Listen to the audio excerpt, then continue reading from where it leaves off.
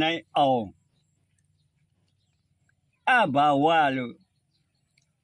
နိဗ္ဗာန်ညာနိဗ္ဗာန်ဘယ်သူရောက်လဲဆိုညာရောက်တာပဲအဲ့ဒီညာအဘာဝလို့ပြောတာဒီဘက်ကတဘာဝတော့ငါကွာလုံနိုင်နေတယ်ဒီအဘာဝじゃငါကွာလုံလို့မရဘူးဒါပေမဲ့ငါသဘောလုံနိုင်နေတယ်အဲ့ဒါကြောင့်ယဟန္တာဖြစ်ပြီးတော့ဒါနတွေသီလတွေသမထတွေဝိပဿနာတွေမဲ့တွေဖို့တွေရပြီးတော့ဘာလို့သေးလဲလို့ရှင်ပုဏ္ဏိကရှင်သာရိပုတ္တရာမေးလူသေးလေဘာလူလဲဖေနှလုံးသွင်းလို့တယ်နှလုံးသွင်းမှန်မှုလိုတယ်ပေါ့နှလုံးသွင်းကတဘာဝနှလုံးသွင်းငါကွာလို့နှလုံးမသွင်းနဲ့လေဟုတ်ပါဒီသဘောကိုငါသဘောလို့နှလုံးမသွင်းနဲ့လေဟုတ်ပါဒါလေးတော့သတိထားပေးနေရအောင်မဟုတ်လားယဟန္တာမြတ်တော်နှလုံးသွင်းလို့တယ်လို့ဆိုတော့ဟုတ်ပါတယ်ရုပ်တို့ခင်ဗျားတို့ဒီသဘာဝနဲ့အဘာဝနှလုံးမသွင်းရအောင်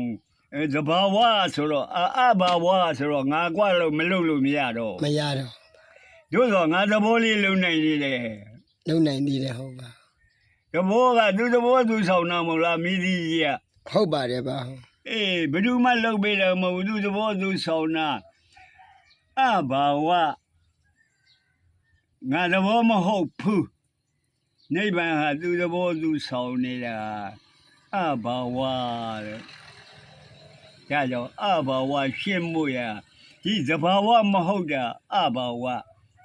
တို့တော့ဒီအဘာဝကညာတော့ညာမဲ့ဘာညာလဲလို့ဆိုနိဗ္ဗာန်ညာမဲ့ညာဘုံညာတွေဖြစ်ပြည့်ရတာသင်္ခါရတရားတွေဒီ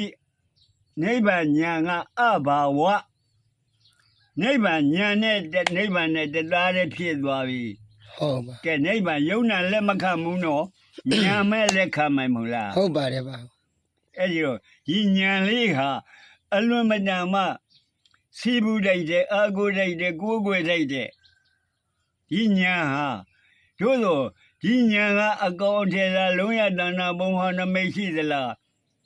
မရှိဘူးအဘာဝ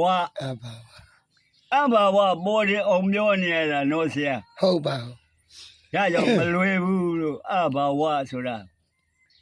ဒီဘက်ကအလုံးမလုံးရည်သေးလို့မလို့လို့ဒါကိုသင်္ကန်းညွန့်ကမေ့ထားတာ